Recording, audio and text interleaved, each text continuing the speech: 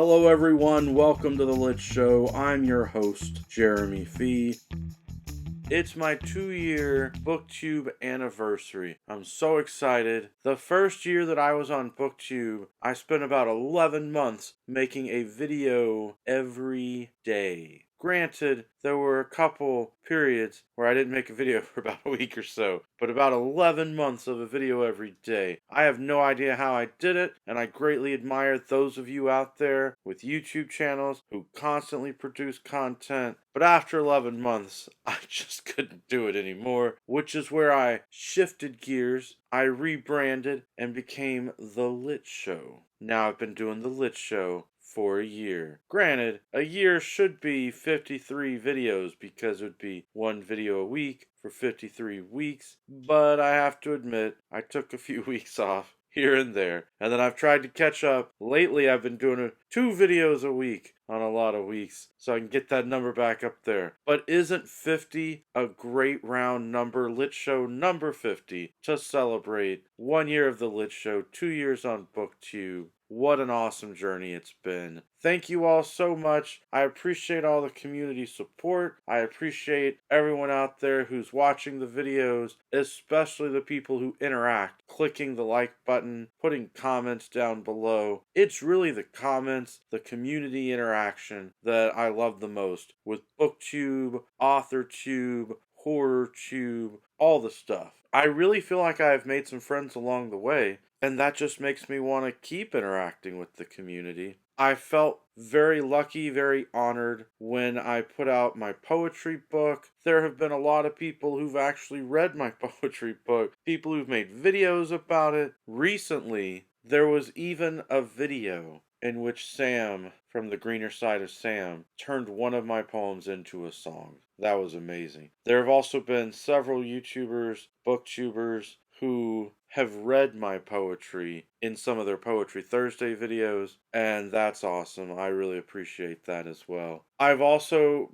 been honored to be in some anthologies. I've had short stories accepted in some of the anthologies. Cam Wolf put together We're Not Home. Regina St. Clair put together Lurking in the Dark. We have such a wonderful community. And I'm happy to say I'm working on my own anthology. I've got some great writing projects coming up for the future, moving a little slowly, perhaps, but I live a busy life, as so many of us do. I think back, and there have been so many fun videos, so many great stories, so many great interactions. One of the really fun elements of being on BookTube is when PAX Panic did her annual awards, she calls them the Paxies. She gave me the award for Tag Extraordinaire. And I feel like to live up to and really honor that award, in my milestone video here today, I should do some tags. I should at least try and do 1 or 2 tags. So I'm going to do these on the fly. I've not prepared answers for them, just like I used to do tags all the time. So here we go. Let me grab the pieces of paper. All right. My buddy Alan over there at Big Hard Books and Classics has got a great YouTube channel. He's into art as well as reading, and he talks about great classics, so I do recommend his channel. He recently tagged me in an original tag he came up with. He called it the anti-tag tag. And it's just got a few questions to it. And the first one, the first prompt asks, what do you refuse to read? And at this point in my life, I have to answer Sarah J. Maas. One of my fun stories from BookTube in my experience over the last 2 years. When I first started, it was around Halloween, and it quickly, it became New Year, and I decided as a New Year special challenge to myself to try and read the books that won Best Book in each of the Goodreads categories for that year, the major categories. And one of those, I was shocked, Sarah J. Maas won in fantasy, and she writes romance books that have fantasy elements to them.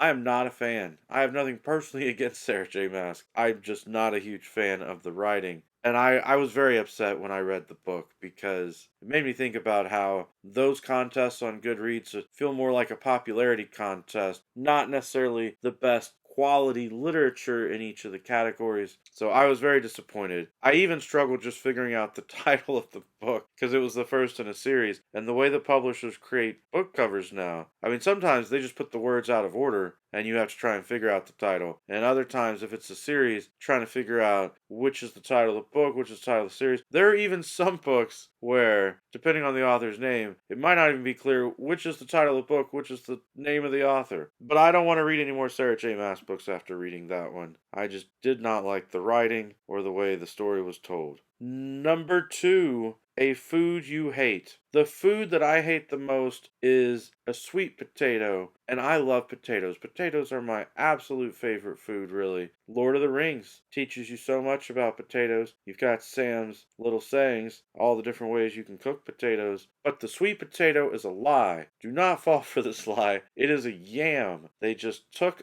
a product that clearly had a bad name and people didn't want to eat. They called it a sweet potato. They tricked people. Now when you go to restaurants, if you are not careful, you order fries, you might get sweet potato fries instead. Yuck.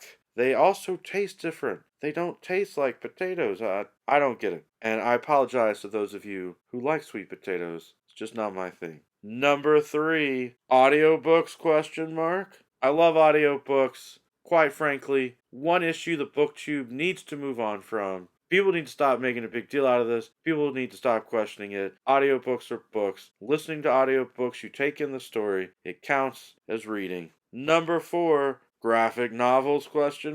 Yes, I love comic books. I love graphic novels. When you go onto websites like Goodreads and you mark your reading, you want to be careful that you mark that you read the graphic novel and not the novel if there are 2 different versions of the book. But I grew up reading comic books with The Flash and Batman, The Avengers, Iron Man, Spider-Man, and especially the Teenage Mutant Ninja Turtles. I loved all that stuff as a kid. Number 5, is there anything you won't read? Alright, Alan, this seems a lot like prompt number 1. And I've seen other people do this tag video, and I've never heard anybody point out that number 1 and number 5 look like the same question. But I'll go ahead and answer it differently anyway. I'm not big on romance books. I will read some fantasy or sci-fi with romance in it, that sort of thing. I've given some romance books a chance, but the one thing I do not want to read is erotica. This is an open tag from me celebrating my anniversary for BookTube. So if you're listening right now, you are tagged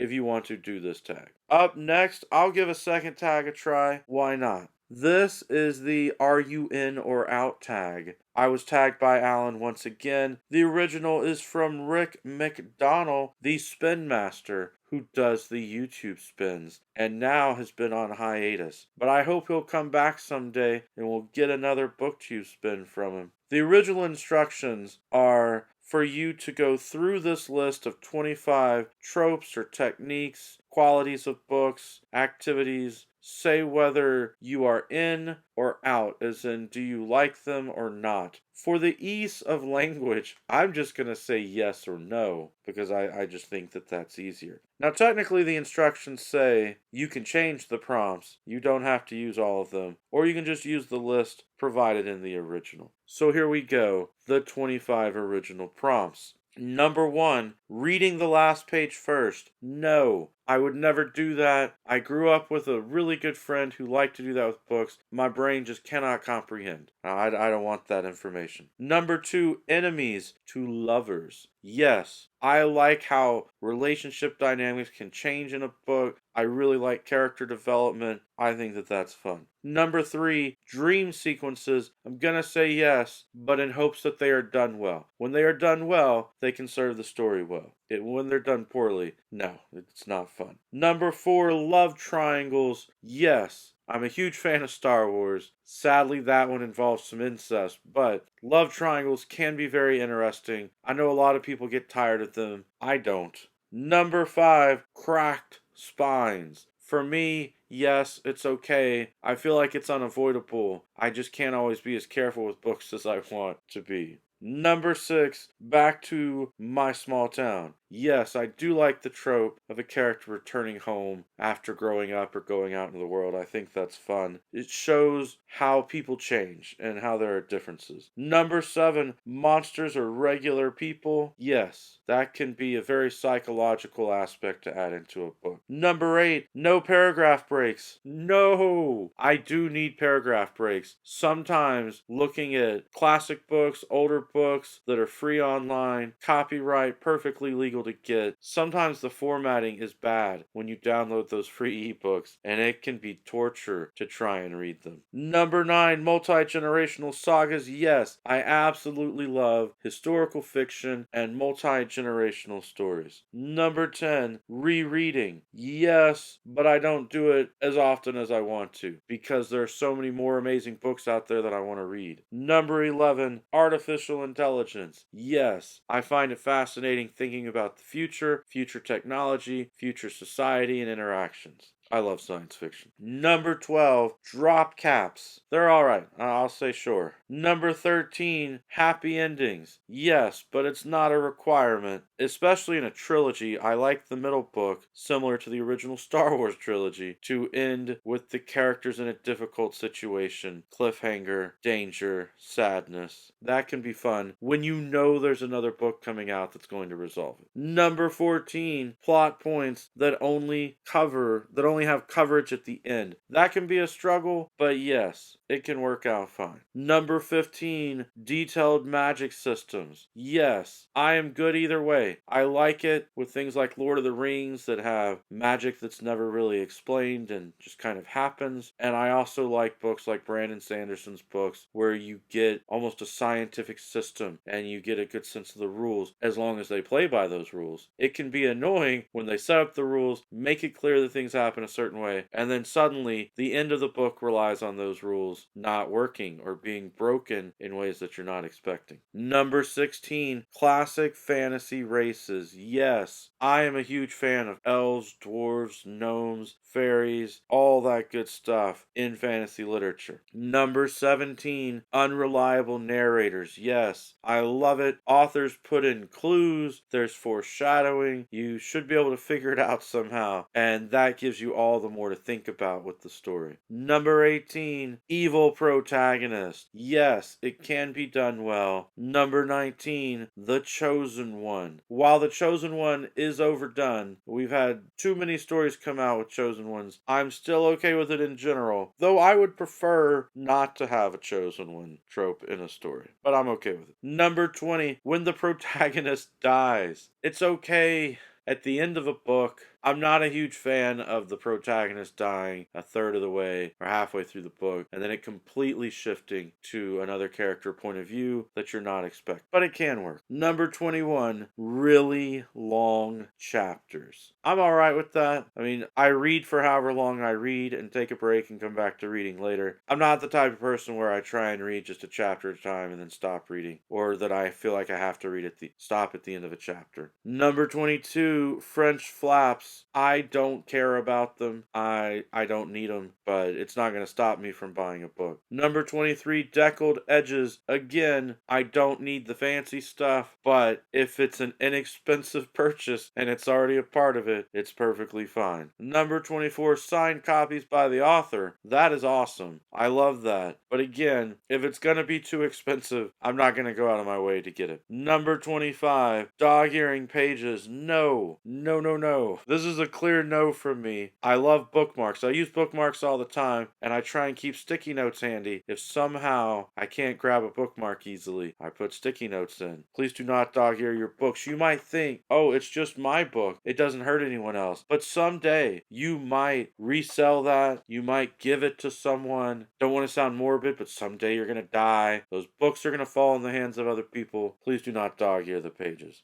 Oh, and there's a 26th prompt. chapter titles instead of numbers. I do really like chapter titles, though I'm fine with numbers. When listening to an audiobook, I really like the person narrating to say the chapter number or chapter title out loud. I like to hear that it's moving on to a new chapter. And there are some books where, like the Game of Thrones books, A Song of Ice and Fire, they have which character's point of view being labeled with the chapter name, and that is really important. When I'm starting to read a chapter, I like to know which character point of view it is. Alright, those are the prompts. Again, an open tag from me. If you're watching the video, listening to this, consider yourself tagged and say whether you are in or out for these various details. You can change it up. You can change the prompts, remove some, however you want to do it. It's a very friendly tag. I've got more tags on my to-do list, but I will have to get to them in another video. Thank you so much for being here for the milestone celebration. As I was saying earlier, it's been a wonderful journey, and I'm happy to continue that journey. Look forward to making more and more videos for you. Hopefully, I'll have another 50, 53 videos or more by the time we get here next year. That's it for today's video. Every day is a good day for a book talk. Peace.